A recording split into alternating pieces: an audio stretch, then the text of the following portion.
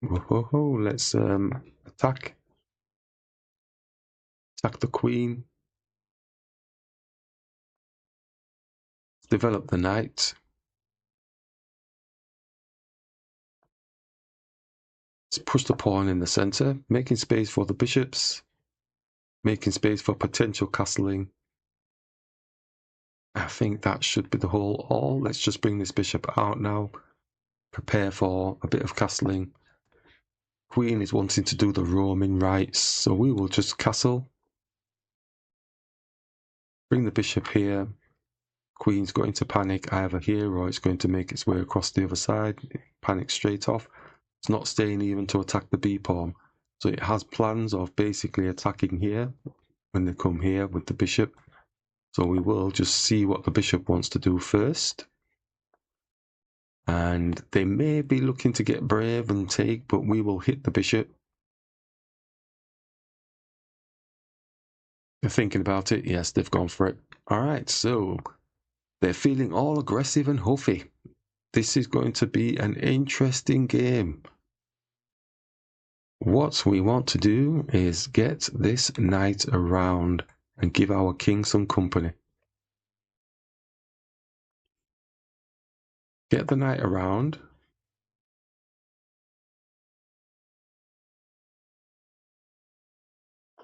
This is interesting. So if we take, then obviously the queen is going to be in the middle. We need to bring the king to help support the attack whilst we try and get the rooks involved. Pawns jumping straight into the game, all aggressive and huffy.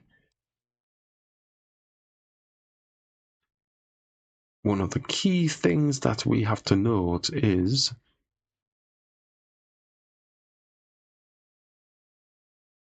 if I think this works quite nicely, but it will give up our queen.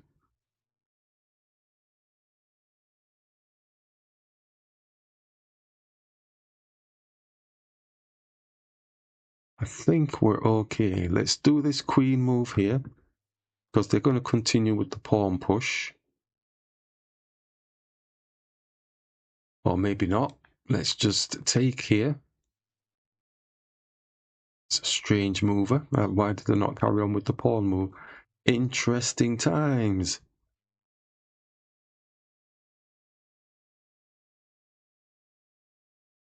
Does allow the bishop to attack their queen bishop, really. But we'll see how that goes. Because if it does take, the king can't take back. So we need another piece in there, which would be the queen. But the knight is blocking that way. Oh, they're a bit insistent on the situation, aren't they? So we will go here because the king is on a white square. Now the bishop's not going to be putting a check on it. So we're attacking the knight and the bishop. He likes this, so the knight will just take the bishop off the board, the knight off the board, sorry. Do we take with the queen? It's not doing any of that. Let's take the bishop because it's harassing the situation, really, isn't it? Yeah, let's take with the check. And then attack the queen. Yep, drops the pawn. The bishop's got protection. A bit unlucky it's not on this diagonal. But it's not, so we can't cry over it. It's got a check on us. We can do this, and... Oh, he's got the pawn. He could have just taken the pawn as well, couldn't he? And he's toying with me. He's toying with me. We are +1, so we don't need to get twisted. Yeah, he's toying with us. Let's bring the bishop here.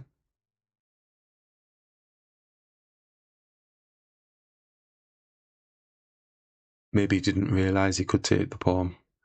All he saw was tunnel vision of attacking.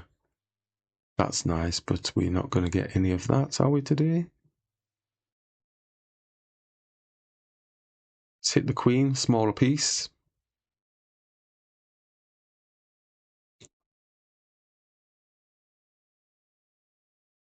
Let's capture. Oh, no. Okay, fair enough. Let's take. I thought for a second I wasn't able to take back. But we have got a bishop and 2 rooks out of that situation. But it could still end in a draw. They're still playing on. And it looks like we're looking to go for a trade. They will be going here, but we'll be what has happened there? Shall we move so that we give the bishop some space? Yeah. So it can go side to side either way. And we will be trading. He wants his rook to come here, doesn't he, with a check on the king. Alright, so let's bring the king here.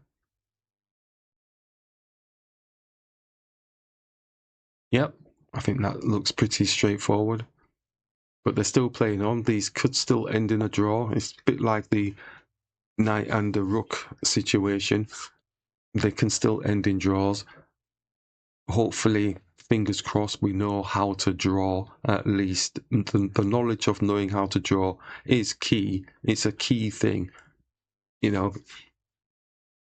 So we can keep the bishop here or just lock it in here a little bit. I think we're just going to go for the trade now because his king's just gone here.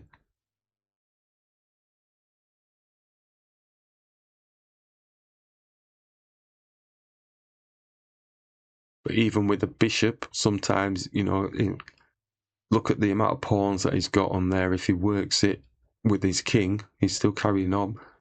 Yeah, so he's going to get more pawns. I bet he brings this pawn across.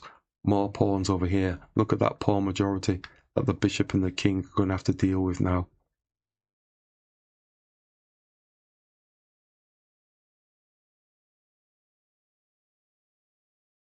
It's not actually gone there, but it's got a pawn majority on this side. It's got a pawn majority on both sides. It's even materially because he's got the extra pawn. So we could look to do this and block all that pawn action. Definitely could still end up being a draw. Let's just work towards draw status at this moment. And if there's any advantages, maybe push for it. But poor little bishop and the poor little king, that's a lot to really say for them.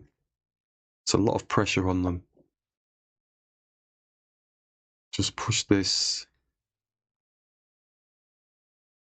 Could easily get zugzwanged. Oh, that's why the bishop should have gone there earlier. Ah, that's why the bishop should have gone there earlier. We did say as well, didn't we?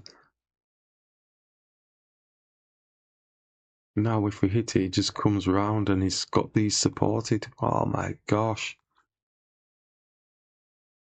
Could attack this pawn, he moves it down.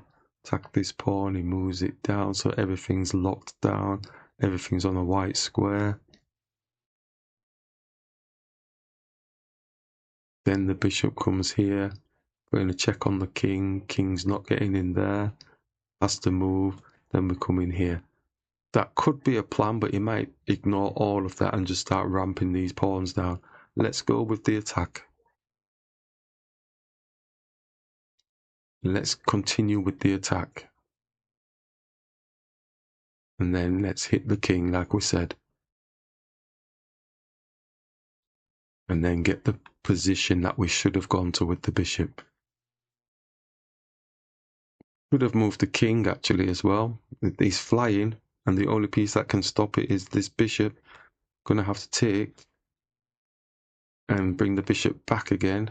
I don't need to do that, do I really? Because it's not going anywhere. King can come here now.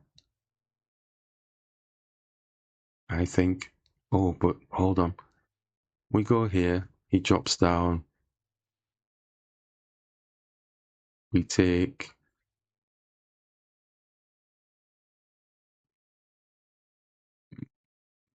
Is he fast? Take.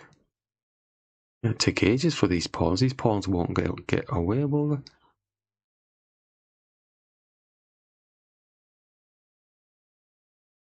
Do we move there yet? Or do we push this and keep that pawn on a dark square so the bishop can come and get it? Yeah, okay, let's do that. That looks like a lot of work to get nothing.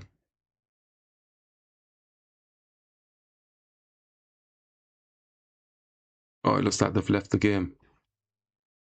Okay. I'm chomping at the bit to see the evaluation on this one. Should be winning, obviously, but you never can tell. Yes, definitely winning. Excellent. Good, good, good, good.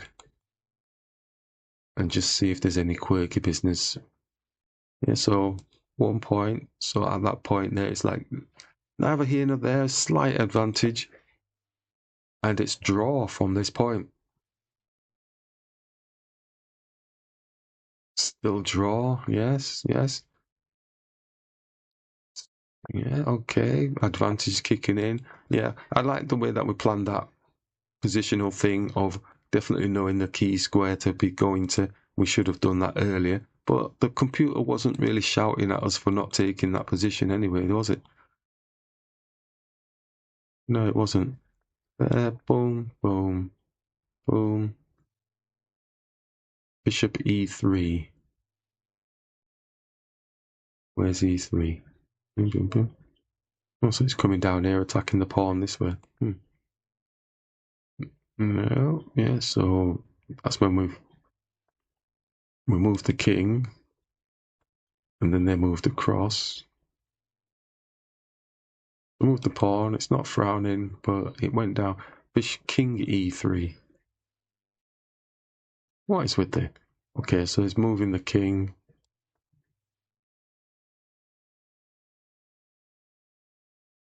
It went for the check there.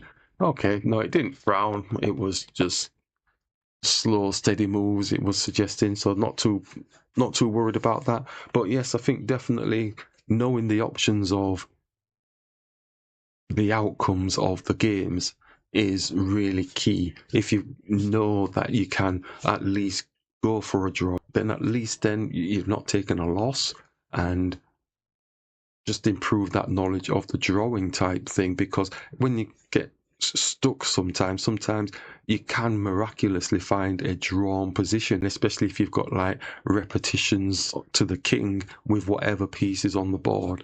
And it's knowing that you can do those types of things. If you're not interested in ever learning how to draw and you just want to smash people and crush them to pieces, and you don't mind you do mind losing because obviously you want to just keep winning, you may be missing out on a little treat, and that treat is the draw. It's more annoying to actually get a draw out of somebody who's kicking your butt